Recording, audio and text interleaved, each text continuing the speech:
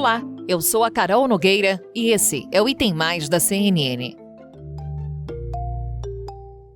O Brasil nunca havia registrado um número tão pequeno de jovens entre 16 e 18 anos interessados em votar nas eleições como no início deste ano. Em 2018, nas últimas eleições gerais, para você ter uma ideia, de acordo com o TSE, existiam pouco mais de 1.400.000 títulos de eleitor entre os jovens de 16 e 17 anos. Isso representa cerca de 23% do público, já que, de acordo com o IBGE, são mais ou menos 6 milhões de brasileiros entre 16 e 17 anos. Mas no mês de fevereiro, agora fevereiro de 2022, esse número caiu para apenas 830 mil títulos de eleitor dentro dessa faixa etária, um percentual de apenas 13,6%. A gente está falando do menor índice na história. Os números melhoraram um pouco depois de uma campanha promovida pelo Tribunal Superior Eleitoral entre os dias 14 e 18 de março. Nos 5 dias da iniciativa, foram emitidos quase 100 mil novos títulos para jovens na faixa etária entre 16 e 18 anos. Parte do resultado surgiu depois do engajamento gerado pela campanha nas redes sociais. E nesse ano, a gente teve uma grata surpresa, que foi a adesão de vários influenciadores digitais, várias celebridades, várias personalidades que entenderam a importância de a gente ter a participação desse público, que é bastante considerável, de jovens, e aderiram espontaneamente à campanha da Justiça Eleitoral e falaram para os seus respectivos públicos, no sentido de incentivar esse alistamento. Entre as personalidades que contribuíram com a campanha estava o cantor Zeca Pagodinho. Alô, galera que tem 16 anos, vamos falar 16 anos até o dia da eleição, em 2 de outubro. Então, um recado importante para você. Tire o seu primeiro título de eleitor e participe das eleições para os deputados, senadores, governadores e o novo presidente do Brasil. O prazo final para você tirar seu título é 4 de maio. A cantora Anitta também participou da iniciativa. Jovens, adolescentes, vai tirar esse título de eleitor, pior taxa da história de quem vai tirar título, vambora! Inúmeras celebridades, artistas aderiram à campanha do TSE, que decidiu intensificar a divulgação do cadastro de jovens eleitores. Mas o que explica a baixa procura dos jovens pelo título de eleitor neste ano?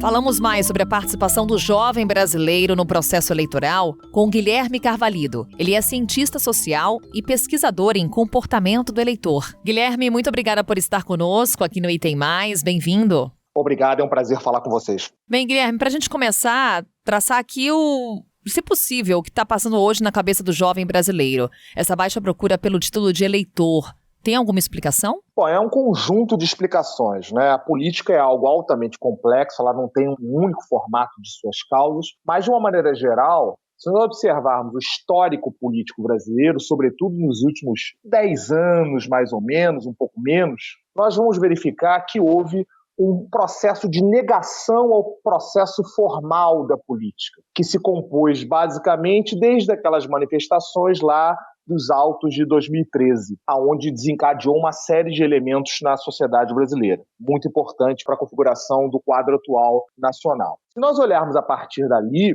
e olharmos também uma parcela da população que não é pequena, você encontra ali uma negação, um distanciamento do processo político formal, levando, obviamente, a que os jovens que têm uma série de preocupações nessa faixa aí de 16 e 18 anos, que estão definindo seus horizontes profissionais, definindo as suas escolhas de vida, a política acaba sendo, para aqueles que não foram iniciados ou levados a essa discussão, ou porque simplesmente não foram conduzidos a se apresentar dessa forma na sociedade, ou seja, a discutir política, a ver a importância da política, acabam se distanciando como algo que é desgastante, negativo e, evidentemente, já que não é obrigatório, negado. Associado ao número de votos brancos e nulos das abstenções nas últimas eleições, a gente configura ali um quadro nacional, um quadro brasileiro conduzido a um distanciamento de uma parcela significativa da população, aos quais os jovens, mais jovens, na faixa do final da adolescência e início da vida adulta, que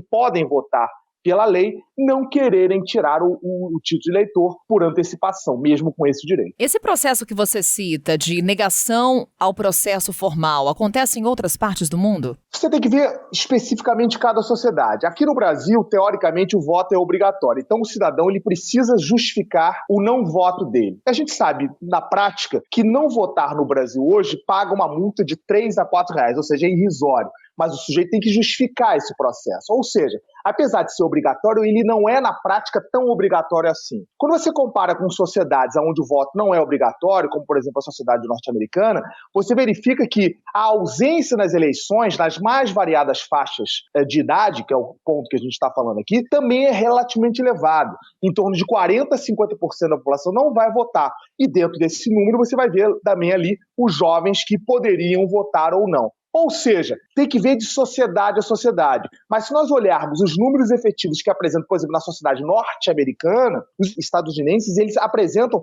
um distanciamento do desejo de voto na casa de 40% a 50%, que é maior do que no Brasil, se associado o branco e o nulo e as abstenções, que estão aí na casa aí de 30% a 35%. Se nós compararmos dessa maneira, a gente pode dizer que a gente está dentro de uma faixa de normalidade, de distanciamento da eleição.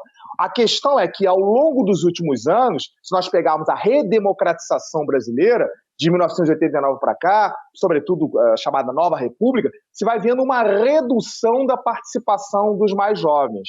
Ou seja, algo está acontecendo, algum distanciamento está acontecendo, como eu disse, multifacetário, a política é vista como algo negativo, como algo corrupto e, portanto, eticamente inadequado para o cidadão, levando a essa redução. Isso, evidentemente, conduzido a campanhas contrárias às eleições por determinados grupos políticos que fazem fortemente pelas redes sociais já há algum tempo, dizendo que o voto é inútil, que o voto não tem validade, ou que o voto é fraudado, que conduz muitas pessoas a não acreditarem na lisura desse processo. E aí, evidentemente, isso também. Mas, respondendo objetivamente, não. O Brasil está dentro de uma média mundial de distanciamento do processo político. Guilherme, há pouco você citava esse olhar do jovem para o cenário eleitoral como um cenário desgastante, negativo. O que levou a isso? A gente tem no Brasil um processo político-eleitoral muito complicado. Se nós pegarmos o século passado, século XX, vai ver inúmeras interrupções do processo democrático. Nós tivemos muito tempo de processos não democráticos. Felizmente, nos últimos anos, nos últimos 30, 35 anos, a gente vem numa democracia constante, o que justificaria uma estabilidade nacional. Mas se nós olharmos a maneira como a sociedade brasileira encarou a política, ela é vista como algo corrupto, negativo e de pessoas não éticas. Logo, você dar voto a alguém ou dar incentivo a isso conduziria a esse cidadão que acha dessa forma a se considerar também antiético. Logo, a gente vai ver aí cerca de 1/3 da população, talvez um pouco menos, tratando dessa forma. Se nós olharmos esse 1/3 da população, a gente vai ver que é exatamente aqueles que se distanciam, ou se abstêm, ou votam em branco e nulo, ou seja, colocam isso. Então, se você tem aí uma média de 1/3 do eleitorado, nas mais variadas idades, nas mais variadas estruturas de educação e de base salarial, seja do interior ou das cidades, distanciadas do processo político. E isso veio se fortalecendo, no meu entender, com a intensificação de que a política é negativa através do que ela pratica, sobretudo nos seus atos de corrupção. Como eu disse, nós tivemos nos últimos anos atos de corrupção muito significativos e muito divulgados, o que fez com que essa parcela fortalecesse essa visão, não verificando na política uma solução, mas sim um problema. Então, ver melhor o distanciamento para não coadunar com essa corrupção, o que é normal se você olhar como atitude. No meu entender, dando uma opinião, é mais interessante, apesar de todos os problemas que há na sociedade da corrupção na política, se a população distancia-se da política, ela permite que determinados grupos que sejam corruptos ou queiram se adequar ou dominar aquilo, dominem esse espaço político. Ou seja, o distanciamento não é positivo para o processo democrático. Mas, como eu disse, uma parcela significativa considera isso ruim e acaba se distanciando, não vendo na democracia, na eleição, como uma solução para os próprios problemas sociais. Ou seja, Guilherme, para reverter esse quadro, necessariamente precisaríamos passar por essa conscientização, principalmente do jovem eleitor, de que é necessário participar do processo eleitoral para mudar esse cenário desgastante, negativo, como falávamos há pouco. E aí eu te pergunto, quais seriam as outras alternativas para reverter esse quadro? Campanhas como a do Tribunal Superior Eleitoral, artistas se engajando, pedindo o voto dos jovens, são medidas suficientes e que podem trazer um resultado no curto prazo? No curto prazo, sim. Essas medidas são bastante positivas, como aconteceu agora no mês de março, a campanha do TSE, contando com a ajuda de artistas, com pessoas, com celebridades, com influenciadores digitais. Para o curto prazo tem um significado, mas a gente tem que pensar a longo prazo, nas gerações que estão se formando hoje, que estão entrando no processo eleitoral e que estão se distanciando. Por isso que não é positivo isso. Na verdade, você falou muito bem, o principal elemento é que a política se torne, dentro do quadro, seja ele escolar, seja ele da sociedade, ou seja, da discussão familiar, dos espaços sociais, como algo positivo de se discutir, não algo absolutamente negativo. A política é polarizada? É. Ela se torna polarizada? Sim, não é anormal. O problema é que nós, ao considerarmos essa polarização, nos distanciarmos do processo político e da discussão. Porque a política é, antes de tudo, um processo de discussão pública para se desencadear para que determinados grupos sejam eleitos pela própria população. Isso chama-se democracia. E isso é o melhor modelo, apesar de todas as dificuldades, é o melhor modelo que há para a sociedade. Não há nada melhor. O modelo democrático é o melhor modelo para que haja a ascensão e o poder público sobre a sociedade. Mas quando a sociedade ou parte dela se distancia e nega isso, automaticamente ela não está colocando. Óbvio que isso tem múltiplas razões, como a gente falou. Agora, começa inicialmente, sobretudo para os mais jovens, para colocar ali na discussão, no dia deles, que a política é um assunto de debate, é um assunto sério, um assunto técnico que afeta diretamente a vida das pessoas. E distanciar-se deles não soluciona, pelo contrário, tende a dificultar mais e a colocar no poder pessoas que querem absorver esse poder e tirar, muitas vezes, o próprio processo de liberdade de escolha dos cidadãos. Logo, eu acho que a discussão da política, a discussão eleitoral, precisa fazer parte, tecnicamente, cotidianamente, como um processo educacional para que as pessoas possam escolher o seu lado, e isso é muito importante, mas que nunca fiquem distantes do processo político, não neguem a política como algo negativo, e sim como uma solução para a solução dos problemas da sociedade. Guilherme, mais uma vez, obrigada por estar conosco aqui no Item Mais e nos ajudar a entender um pouco o que acontece no nosso processo eleitoral. Mais uma vez, obrigada. Foi um prazer, estou sempre à disposição de vocês.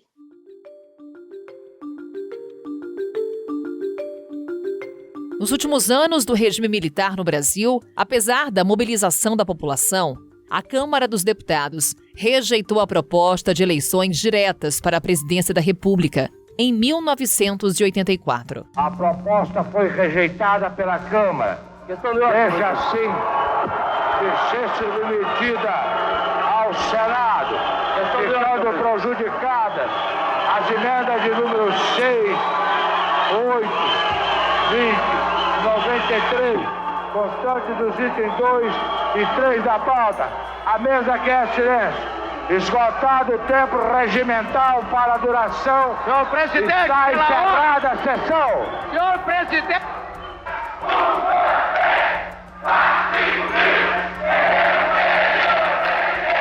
O voto direto para eleger o presidente só foi retomado no Brasil em 1989. Além da participação nas urnas, desde o início do novo ciclo democrático, os jovens brasileiros tiveram protagonismo também nas ruas. Com menos de 2 anos de mandato, o primeiro presidente eleito pela população se tornou alvo dos caras pintadas.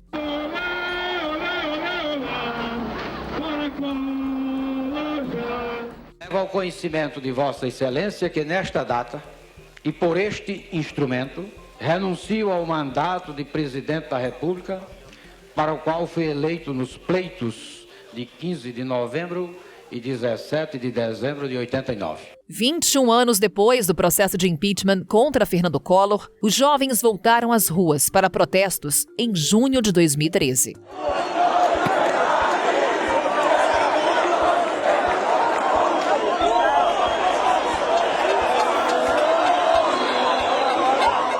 movimento que começou reivindicando a redução das tarifas do transporte público ganhou outro rumo. Teve consequências que influenciaram o processo que resultaria na queda da presidente Dilma Rousseff em 2016. É imposta a senhora Dilma Vana Rousseff, nos termos do artigo 52, parágrafo único da Constituição Federal, a sanção de perda do cargo de presidente da República. Na segunda parte desse episódio, vamos focar na participação dos jovens na construção da política brasileira. Conversamos agora com Carlos Pereira. Ele é professor titular da Escola Brasileira de Administração Pública e de Empresas, da Fundação Getúlio Vargas. Professor Carlos, muito bom lhe ter aqui no Item Mais. Seja bem-vindo. Obrigado, Carol, pelo convite. Bom estar aqui com você também. Bem, professor, a gente quer aqui fazer um exercício de passado. Vamos, inclusive, propor um desafio para o senhor traçar um comparativo com a gente sobre o comportamento do jovem brasileiro. A gente há pouco citava, por exemplo, o movimento dos caras pintadas. Depois estamos aquele jovem que esteve presente nas manifestações de 2013. E agora temos o jovem de 2022. É possível estabelecer uma relação entre esses três jovens, entre esses três perfis ao longo dos anos? Eu acho que sim. O jovem, ele sempre procura alguma forma de agregação em algum grupo social. Especialmente o jovem é muito carente de autorreconhecimento. Então, o pertencimento a um grupo é fundamental para que o jovem consiga se inserir na sociedade. O problema é que, a partir de 2018, o Brasil ficou muito polarizado, em campos muito bem definidos. Então, temos um grupo muito forte em torno do Partido dos Trabalhadores, da figura e da liderança do ex-presidente Lula, e um grupo que se agrega em torno da candidatura e também do próprio presidente Jair Bolsonaro. E esses dois grupos, eles se polarizaram tanto, e não só se polarizaram politicamente, Carol, ou ideologicamente, eles se polarizaram afetivamente. Eles começaram a desenvolver rivalidades afetivas contra o grupo rival, contra o grupo oposto. Então isso gera barreiras enormes a que esses respectivos grupos façam updates, reavaliem as suas posições, porque qualquer informação que contraria as preferências desse grupo, que se apenas consome informações que reforçam as suas crenças, isso torna, vamos dizer assim, esses grupos também impermeáveis a dissenso, impermeáveis a opiniões contrárias. Então, um jovem que, de certa forma, não pertence nem a um grupo nem ao outro, se sente muita dificuldade de se inserir politicamente, porque, dado que o universo é muito polarizado, se eles emitirem opinião a favor de um lado ou de outro, necessariamente eles vão criar amor ou apreço por um grupo, ou ódio ou desprezo por outro grupo.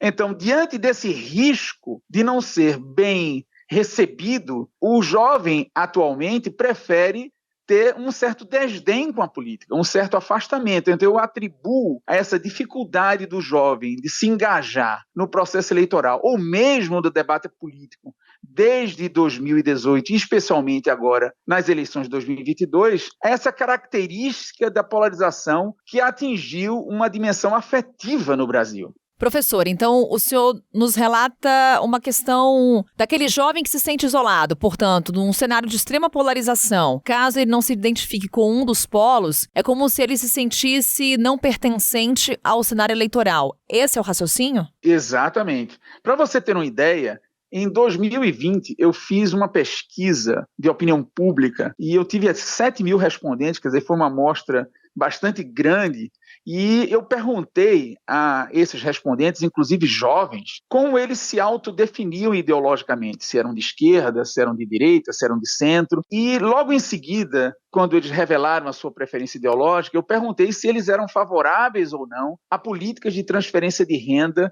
para pessoas mais necessitadas. Como era de se esperar, os eleitores que se autodefiniam de direita, que eram muito mais a favor da meritocracia, da competição, que esses são valores importantes de eleitores de direita, se posicionaram contrários a políticas de transferência de renda. Já os eleitores de esquerda, que são muito mais preocupados com desigualdade social, mostraram-se favoráveis à política de transferência de renda para os mais necessitados. Entretanto, quando eu fiz uma manipulação aleatória com esses respondentes, sinalizando que o atual presidente Bolsonaro poderia extrair benefícios eleitorais dessa política de transferência de renda, os eleitores de direita que disseram de antemão que eram contrários a essa política de transferência de renda, quando perceberam que o presidente Bolsonaro podia extrair benefícios eleitorais desta política, começaram a se posicionar favoravelmente a essa política.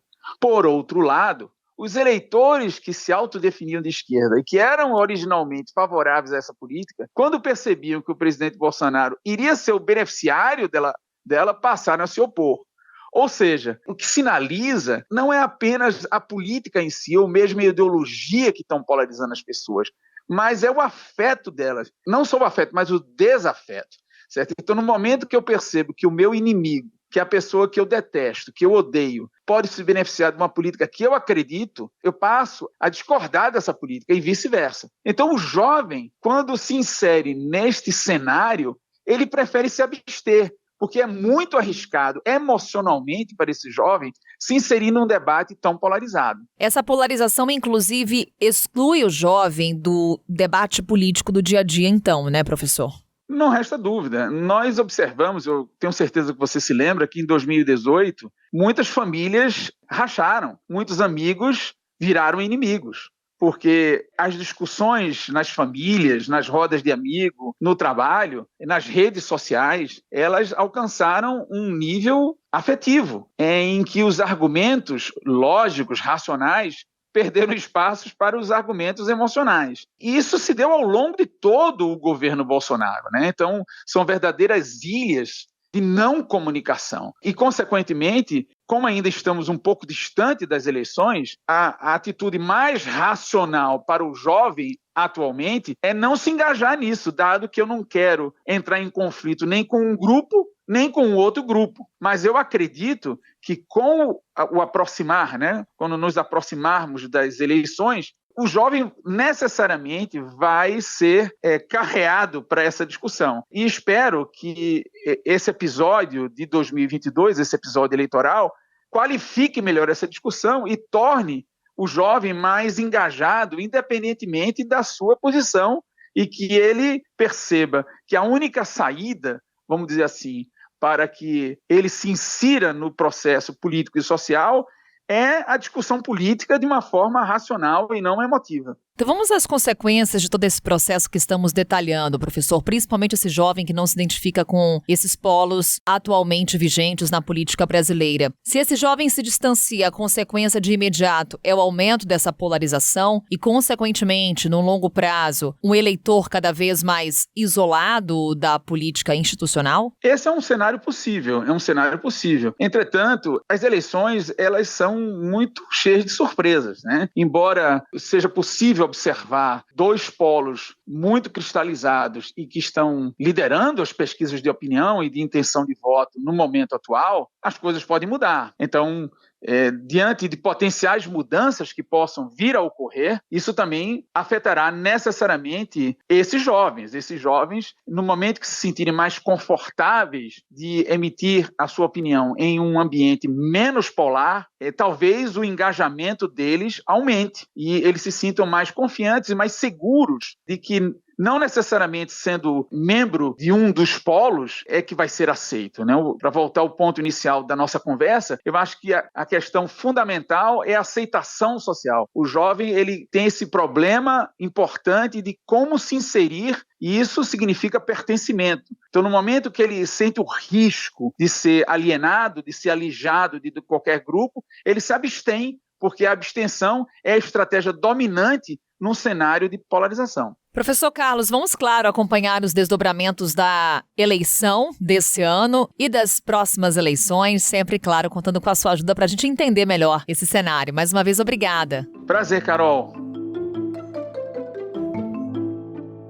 O Item Mais de hoje, de olho nas eleições, fica por aqui. Amanhã estamos de volta com muito mais. Até lá. Com a minha apresentação, Carol Nogueira, este podcast foi produzido pela Maremoto para a CNN Brasil. Roteiro e pesquisa, Lucas Scherer. Pauta e produção, Danilo Santana. Edição e sonorização, Roberto Rudinei. Coordenação geral, Paula Weinberg e Felipe Gomes. Coordenação de produto, Verônica Schneider. Coordenação editorial, Diego Toledo. Você também pode ouvir o Item Mais no site da CNN Brasil. E aproveite para conhecer os nossos outros programas em áudio. Acesse cnnbrasil.com.br/podcasts.